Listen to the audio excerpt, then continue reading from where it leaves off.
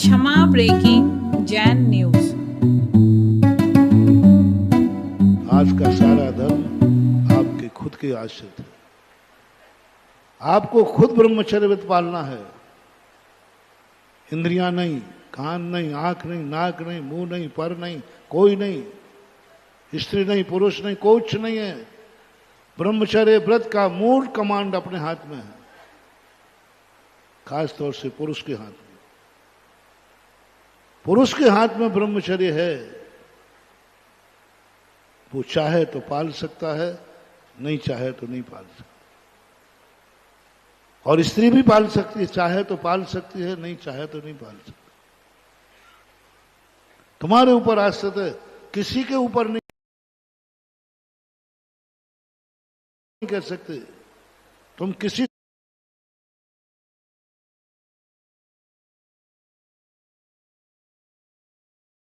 से नहीं कह सकते ये मेरे ब्रह्मचर्य व्रत में बाधक है। स्त्री पुरुष को नहीं कह सकता, पुरुष स्त्री को नहीं कह सकता, क्योंकि ब्रह्मचर्य व्रत ब्रह्म स्वरूप है और ब्रह्म स्वरूप हमारी उपादान शक्ति है। सर्वेषां शुद्धि नाम भाव शुद्धि प्रशस्ते। समस्त शुद्धियों में श्रेष्ठ शुद्धि है भाव शुद्धि, और भाव शुद्धि में ब्रह्मचर्य व्रत पूरे भाव के आश्रित है। अब्रह्म भी भाव के आश्रित है। जब भी अब्रह्म जागता है भाव से, नौ कर्म से नहीं। जब भी ब्रह्मचर्य जागेगा भाव से, यहां द्रव्य का कोई काम ही नहीं है। अब ब्रह्म जागेगा तो भाव से। पहले भावना वासना जागती है भावों में। दुनिया में वासना नहीं है, वासना अंदर है। दुनिया में ब्रह्म नहीं है, अंदर है। आपकी शुद्धि के थे, आपका भाव शुद्ध है। उदाहरण दिया शुभचंद्र महाराज ने। आत्मानुशासन में भी यही उदाहरण आया है कि एक महिला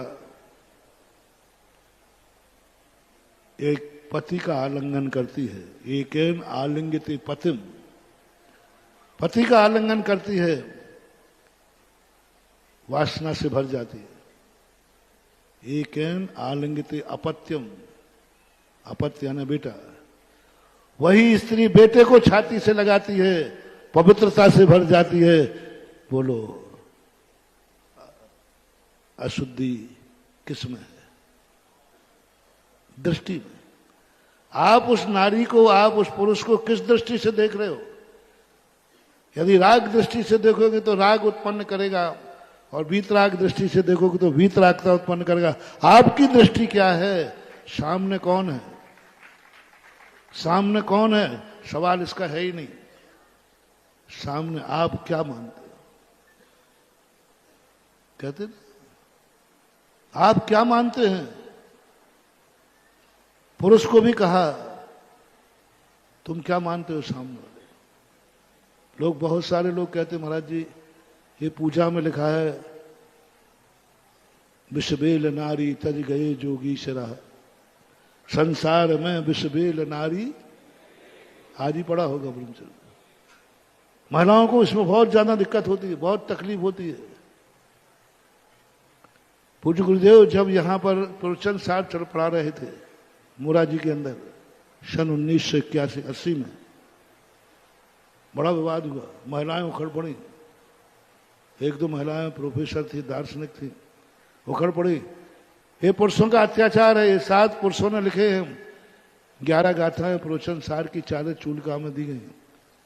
नारी की बहुत निंदा की गई, बहुत निंदा की गई। इतना बुरी तरह निंदा की गई 11 गाथाओं में। कुंद कुंद भगवान ने विरोध में खड़े हो गए स्वाध्याय के बीच में।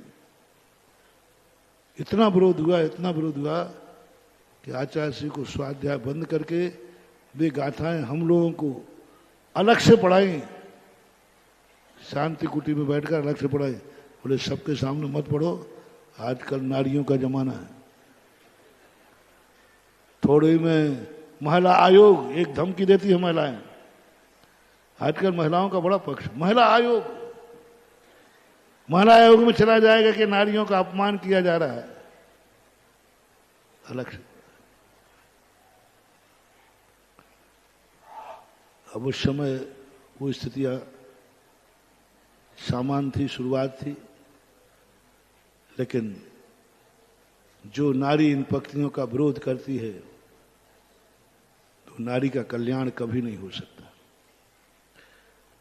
नारी को जब ये बुरा लगता है कि संसार में विषबेल नारी तज गए जोगीसरा, यदि ये पंक्ति नारी जाति को बुरा लगता है तो जाओ, तुम्हारा नारी जाति से कभी उद्धार नहीं होगा। वहां नारी जाति का विरोध किया है, नारी पने का विरोध किया है। आप इसी पूजा में देखिए, थोड़ी सी भी अकल होगी तुम्हारे में तो इसी पूजा की ऊपर पंक्ति में लिखा है माता बहन श्रुता पहचानो। नारी का विरोध किया है। तुम नारी बन के सड़क पे क्यों निकलती हो? तुम नारी बन के मंदिर क्यों आती हो? तुम नारी बन के दुनिया में क्यों रहती हो? बिस्बेल थी, है और नारी बिस्बेल थी, नारी बिस्बेल थी। जब भी आज दुनिया के लोगों की दृष्टि, लोग कहते महाराज जी आज लोगों की बहुत बुरी दृष्टि हो गई है, कितने बलात्कार हो रहे, कितने रैप हो रहे सामूहिक। मैंने कहा गलत हो रहा है। 50% बल्कि 70-80% जितने ये केस हो रहे हैं ना, ये गलत केस हो रहे हैं ना, इनमें नारी जिम्मेवार है। नारी नारी बन के निकलती है बाजार में, नारी के भेष में निकलती है बाजार में, अंग का प्रदर्शन करती है बाजार में, चलने का ढंग उसका नारी का होता है। और नारी को देखकर जिसका परिणाम न बिगड़े, संसारी व्यक्ति है, कोई मुनिराज नहीं है। असंयमी व्यक्ति नारी को देखकर मन न मचले, वो असंयम काहे का? पुरुष काहे का? पुरुष काहे का? या तो वीतरागी है, या त्यागी वृत्ति है, या ब्रह्मचारी है। जो ब्रह्मचारी व्रत ले लेते हैं जैसे नारद जैसे, त्यागी वृत्ति है, उनको देखकर मन नहीं मचलता। शेर सुदर्शन जैसे हैं, उनको नारी के नग्न शरीर को देख करके भी मन नहीं मचलता। सुधार संतोष व्रत भी था उनका। 3 दिन तक उसके साथ, उनके साथ क्या क्रीड़ाएं की उस रानी ने, पर उनके अंदर विकार उत्पन्न नहीं हो पाए। लेकिन संसार सभी वृत्ति तो नहीं है ना, ब्रह्मचारी तो नहीं है ना, वीतरागी तो नहीं है ना, पुरुष है। पुरुष नारी को देख के मन मचलता है, नेचुरल है, प्रकृति का सिद्धांत है। शास्त्रों में लिखा है स्त्री को देखकर जिसको ग्रहण करने का भाव आए वो पुरुष है, पुरुष को देखकर ग्रहण करने का भाव आए वो स्त्री है। एक दूसरे पूज्यपाद स्वामी ने सर्वार सिद्धि में लिखा स्त्रियाभिलाषी पुरुषाभिलाषी। वेद में लिखा स्त्री वेद में पुरुष की अभिलाषा होती है, पुरुष में स्त्री की अभिलाषा होती है। स्त्री पुरुष भेद का नेचर है, कर्म का स्वभाव है, तुम बचा नहीं सकते। गलत कहते हुए पुरुष को बुरी दृष्टि नहीं रखना चाहिए। पुरुष नहीं रखे वो हिजड़ा नहीं है, नपुंसक नहीं है, असंयमी पुरुष की आंख है। जब भी नारी को देखा उसके मन में विकार जागेगा जागेगा। ये कुदरत का करिश्मा है, कोई नहीं रोक सकता, कोई नहीं रोक सकता, कितना भी प्रयास करो।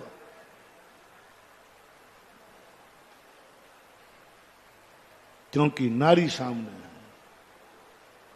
नारी सामने है।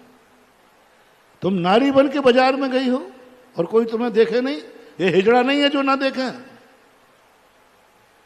नारी को देखने के लिए असंयम अपनी आंख उठा देता है। तुम नारी बन के बाजार में गई हो, तुम नारी बन के कपड़े पहने हो, तुम नारी के कपड़े पहने हो,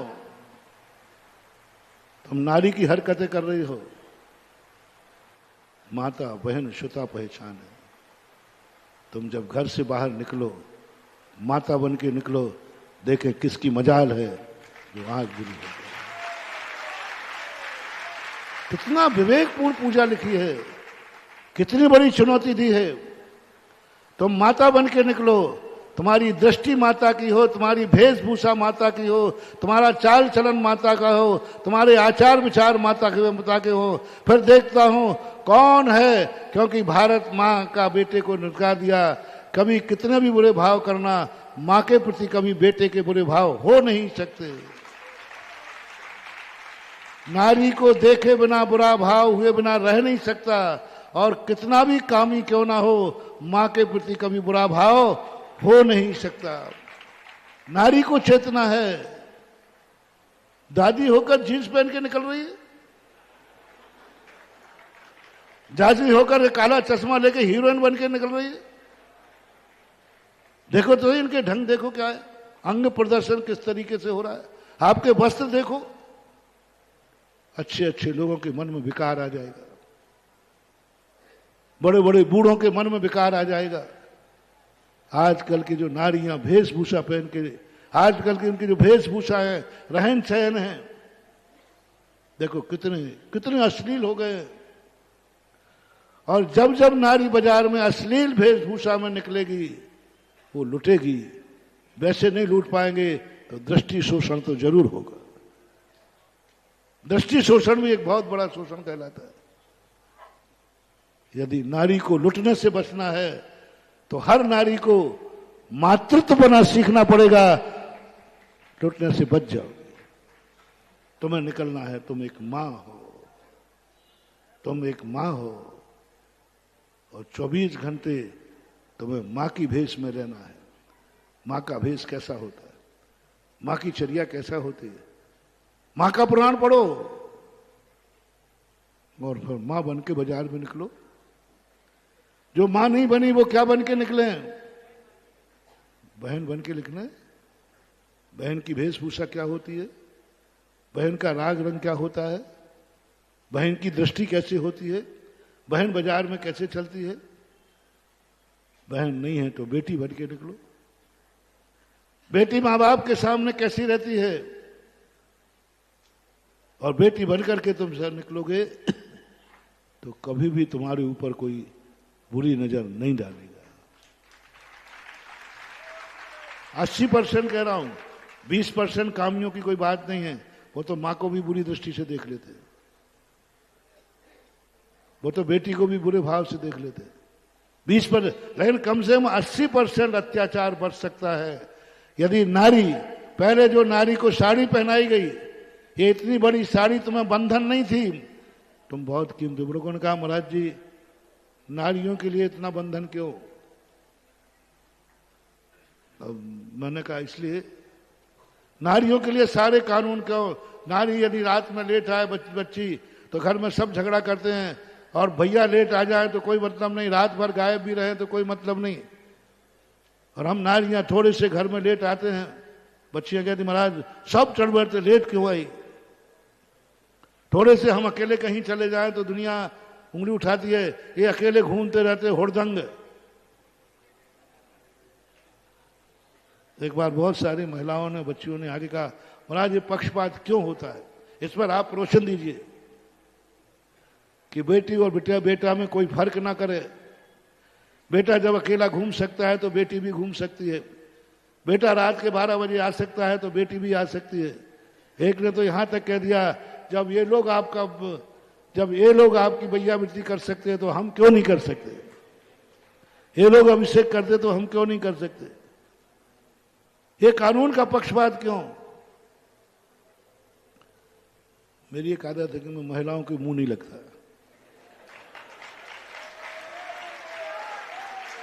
क्योंकि इनके साथ जवाब सवाल करना अपनी अकल को खोना है। महानुभाव महिलाओं के कभी मुंह मत लगना, या तो चुप रह जाना या ऊपर से नाटक खिला, हाँ साहब जो तू कह रही वही सही है। इनके मुंह लगने का अर्थ अपनी अकल का दिवाला निकालना है।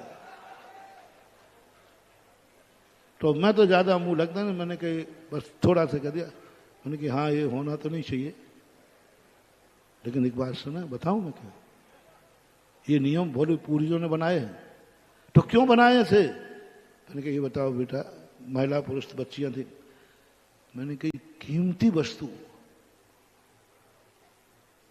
वस्तु पे ही ताला लगता है, कीमती वस्तु ही तिजोरी में रखी जाती है, कीमती वस्तु को अकेली नहीं छोड़ी जाती।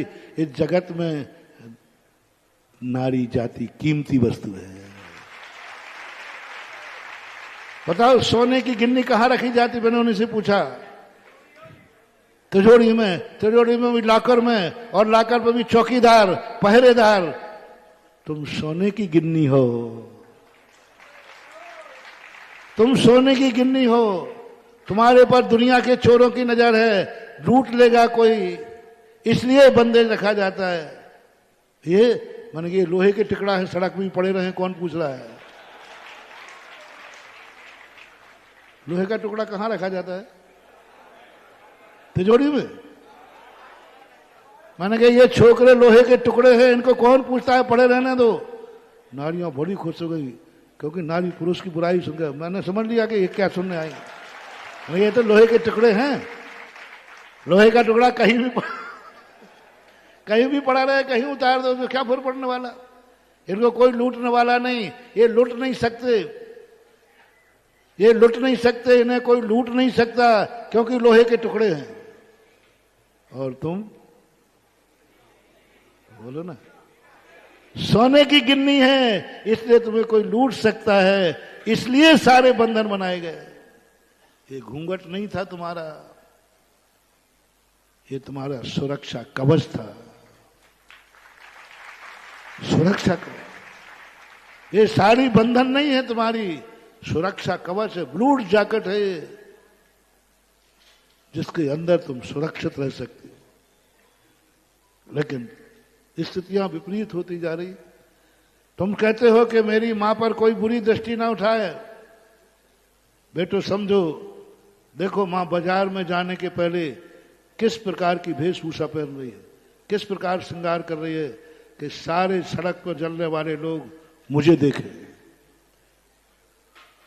पति कहता मेरी पत्नी पर बुरी दृष्टि नहीं डाले।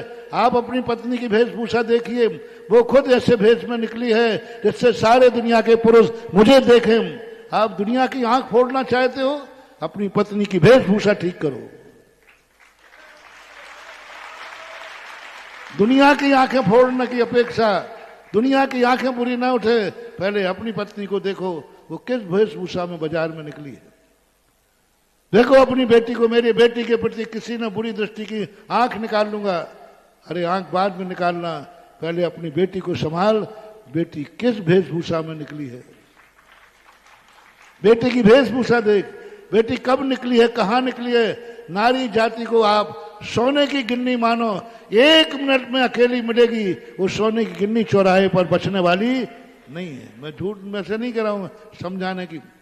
जो समाज, जो परिवार नारी जाति को सोने की गिन्नी मानेगा, जो अपनी बेटी को सोने की गिन्नी मानेगा, जो अपनी पत्नी को सोने की गिन्नी मानेगा, जो अपनी माँ को सोने की गिन्नी मानेगा, जो अपनी बहन को सोने की गिन्नी मानेगा, और तो सोने की गिन्नी है, वो तो तुम कहो कि चोर की दृष्टि न जाए। अरे अच्छे अच्छे साहूकार की दृष्टि चली जाए, सोने का बिस्कुट देखकर उसे सोने की गिट्टी मान करके उसकी सुरक्षा करो, निगरानी करो, उसको उसी ढंग से व्यवस्थित करो। यदि नारी जाति की सुरक्षा करना है, नारी ने मां बन के जियो, बेटी बन के जियो, बहन। कितने बड़े नाथ सम्मान किया गया, नारी की निंदा की गई है, मां की तो नहीं की गई। नारी को बिस्वेल कहा गया, मां को तो नहीं कहा गया। बोलो तुम कौन हो? दोनों, नारी हो कि मां? नारी को बिस्वेल कहा, मां को नहीं। नारी को बिस्वेल कहा, पत्नी को नहीं। तुम कौन हो? पत्नी को बिस्वेल। बोलो संसार में कहीं पत्नी को बिस्वेल कहा हो तो बता दो। नारी को कहा, बहन को नहीं कहा, नारी को कहा। बेटी को नहीं कहा, नारी को कहा। बोलो इन 4 में तुम कोई हो कि नहीं?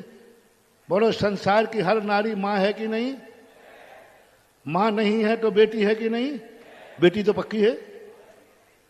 बेटी तो मान लो मां नहीं भी हो किसी की, हाँ मां मात्र तो नहीं है, बेटी तो मां पक्की है, बेटी पक्की हो, बहन भी पक्की है। ये बन करके तुम जियो। इनकी निंदा कौन से शास्त्र में लिखी है? वो साथ मेरे पास लाओ, मैं तुम्हारे साथ कोर्ट केस करके उस साथ को बाहर करवाऊंगा। जिस साथ में मां की निंदा लिखी हो, पत्नी की निंदा लिखी हो, बहन की निंदा लिखी हो, बेटी की निंदा लिखी हो, वो साथ मुझे लाओ। अब तुम खुद अपनी बेटी होकर के नारी बनती हो, मां बनकर के नारी बनती हो, बहन होकर के नारी बनती हो, पर नारी के लिए तो विश्वविल थी, है और रहेगी। रहेगी, उसको कोई नहीं रोक सकता। कौन रोकेगा उसको? अब इनकी खबर ले ली, अब थोड़ी तुम्हारी ले लो।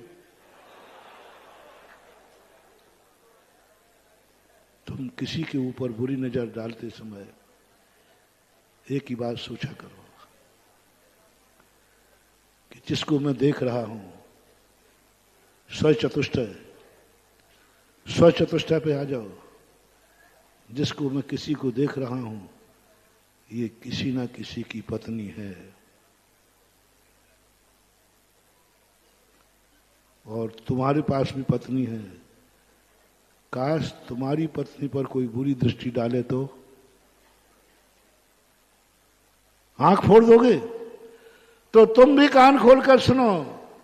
तुम्हारी पत्नी पर कोई बुरी दृष्टि डाले तो आंख फोड़ दोगे। लो कान फोड़ कर सुनो।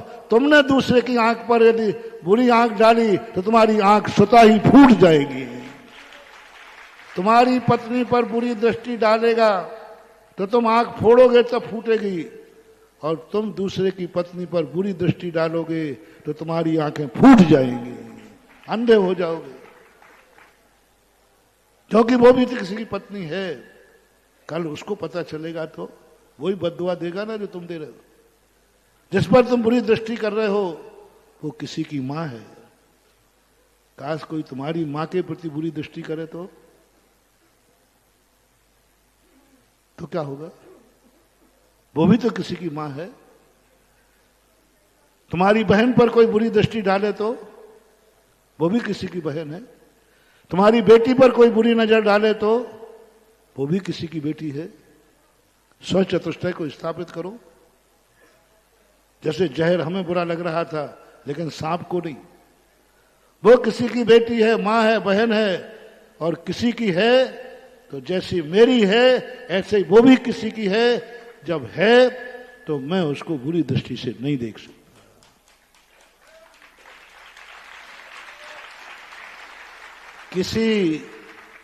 किसी मां को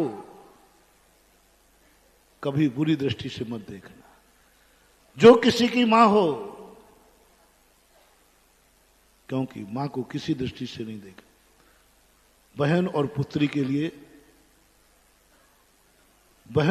के लिए यदि तुम्हारे अंदर वासना है, तुम बिना नारी के नहीं जी सकते हो, तो 2 छूटें दी हैं पूर्वजों ने शास्त्रों में।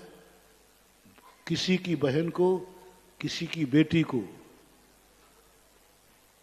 उसकी सहमति से, उसके परिवार की सहमति से, समाज की सहमति से, जाति की सहमति से पत्नी बना सकते हो। किसी की बेटी को, किसी की मां को नहीं, किसी की बेटी को और किसी की वो भी कब? चोरी दृष्टि से नहीं। उसकी सहमति, परिवार की सहमति, समाज की सहमति, इन सब की सहमति के बाद आप विवाह करते हैं तो विवाह भी एक ब्रह्मचर्य व्रत के अंतर्गत आया है। हाँ, अणुव्रतों में आया है। सुधार संतोष व्रत, व्रत कहा उसको, ब्रह्मचारी नहीं है। सुधार संतोष व्रत के लिए भी बड़ी महिमा गाई है। सुधार संतोष व्रत का ही कमाल शास्त्रों में भरे पड़े हैं। और कुछ तुम कर सको या ना कर सको, सुधार संतोष व्रत। और जो एक में संतुष्ट नहीं हो सका वो 1000 में भी नहीं होगा। मंदोदरी ने यही तो कहा था रावण से कि हे स्वामी, इन 16,000 नानियां हैं, इनमें क्या कमी है? क्या कमी है? ध्यान रखना, सबसे बड़ा पापी कौन है? सबसे बड़ा अब्रह्म कौन है? जो ब्रह्मचर्य धर्म का नाम भी लेने का अधिकारी नहीं, जिसके पास उसका पत्नी है, योग्य है, उसके बावजूद भी उसकी नियत दूसरे पर जा रही है। उसके बावजूद 16,000 रानियां थी। मंदोदरी कहती है क्या कमी है बताओ, हम लोगों में कमी बताओ क्या है? क्या सौंदर्य नहीं है? एक से एक सुंदर नारी थी। क्या हम लोग तुम्हारी इच्छाएं पूर्ति करने में असमर्थ हैं? क्या आपके संतान पैदा करने में असमर्थ हैं? क्या कमी बताओ मुझे। हम 16,000 रानियों में क्या कमी है? रावण कमी नहीं बता पाया। कमी बताओ तो मैं मान लूंगा कि हम लोगों में ये कमी है, इसलिए आप दूसरे नारी की तरफ दृष्टि डाल रहे हैं, क्योंकि उसकी पूर्ति हम लोग नहीं कर सकते। रावण कोई जवाब नहीं दे पाया। तब मंदोदरी कहती है कि सुन लीजिए स्वामी, जो 16,000 में तृप्त नहीं हो पाया, वो सीता मिलने के बाद भी तृप्त नहीं हो पाएगा। उसके बाद भी तुम्हारी वासना जगेगी, उसके बाद भी कहीं तुम्हारा मन जाएगा, उसके परिणाम भी तुम ठीक नहीं करोगे। और रावण का आज देखो उसी कारण से सब कुछ अहित होता है, क्योंकि उसके पास सब कुछ था, फिर भी पर की तरफ भाग गया। आप लोग कम से कम ग्रस्त हैं, आपके खुद भी पत्नी है, बैल मत बनो। 2 बैल होते हैं, दोनों बैलों को सुनना। एक बैल वो होता है जो उसके सामने घास डाल दो उसको खा लेता है। दूसरा बैल होता है वो अपनी घास को तो पैरों से रौंदता है, और दूसरे बैल की घास, किसान लोग, वो अपनी घास को तो खाता नहीं, और दूसरे के बैल की घास को फिर उसके साथ किसान क्या करता है, उसके नाक में नकील डाल करके इतना टाइट कस देता है कि वो स्वयं की घास भी नहीं खा पाता है। स्वयं की घास नहीं खा पाता, क्योंकि स्वयं को भी डाली, उसको भी डाली। स्वयं की घास को तो पैरों से रौंद रहा है, दूसरे की घास को खा रहा है। ऐसे व्यक्ति को ऐसे कसा जाता है फिर कि वो स्वयं की घास खाने लायक नहीं होती। सुन रहे हो रे सांड लोगों, स्वयं के शादी शुदा हो, स्वयं विवाहित हो, स्वयं के पास घास है, उसको ना खा करके तुम दूसरे के सामने की डली हुई घास पर नियत खराब कर रहे हो, तो ये कर्म रूपी किसान तुम्हें ऐसी नकील डालेगा, ऐसी नकील डालेगा कि स्वयं की घास खाने लायक नहीं रखोगे, हिजड़ा बनोगे, नपुंसक, कोई भी काम के नहीं। क्योंकि स्वयं की घास को, स्वयं गृहस्थी होकर, शादीशुदा होकर, पत्नी अच्छी है, सुशील है, उसके बावजूद भी तुम्हारा मन, जब भी तुम्हारा मन, स्वयं के विवाहित व्यक्ति को कह रहा हूं, विवाहित व्यक्ति का जब भी मन डोले, मेरा ये उदाहरण याद रखना, मेरा ये उदाहरण याद रखना कि मैं वह बैल हूं जो एक दिन मेरे इस लायक भी नहीं रहूंगा। जब भी तुम्हारी नियत खराब हो, ये बैल का उदाहरण ध्यान रखना, और कर्म करेगा, ऐसा कर देगा वो, क्योंकि तुम्हारे पास था, उसके बावजूद भी परिणाम बिगड़ रहा है। इसलिए सुधार संतोष व्रत आपको, जब आपके पास है, कम से कम इतना भी धारण कर लिया तो बहुत बड़ी चीज हो।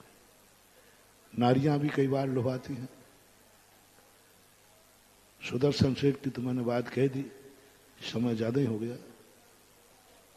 क्योंकि आज लेट शुरू हुआ क्या है? अच्छा, वो हमारे यहाँ अलार्म रचा है, 1.5 घंटे बाद ही याद आती है घड़ी। चलो आगे आओ, उदाहरण दे करके। राजा विक्रमादित्य, आज उपवास है तुम्हारे,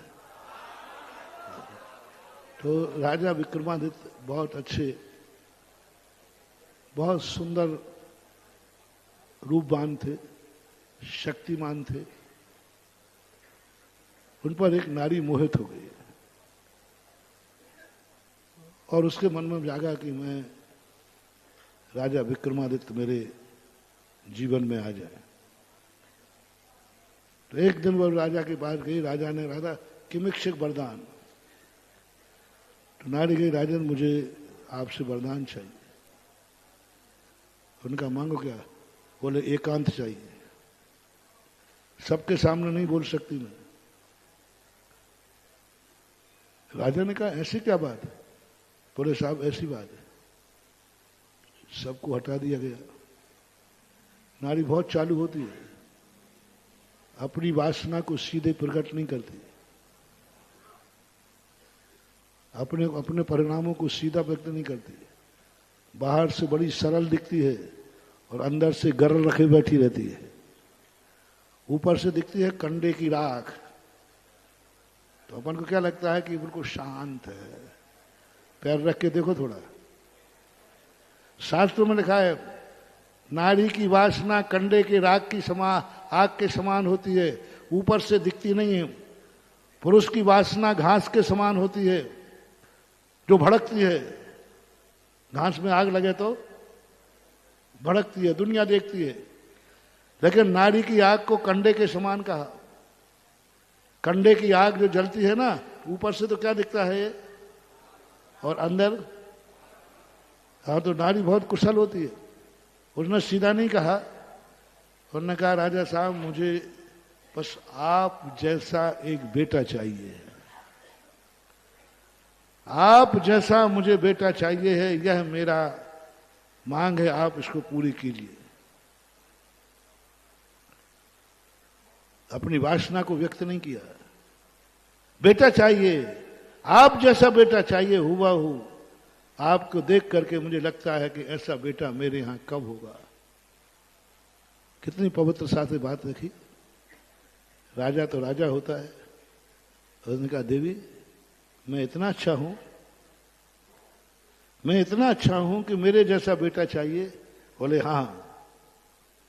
राजा विक्रमादित्य सिंहासन से उठते हैं और नारी के पैर पड़ते हैं। मेरे जैसा क्यों, मैं ही आज से तुम्हारा बेटा हूं मां।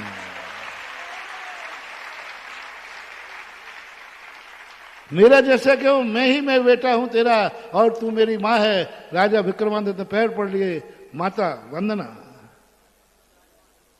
अब बोलो, अब ब्रह्म कहां से आएगा?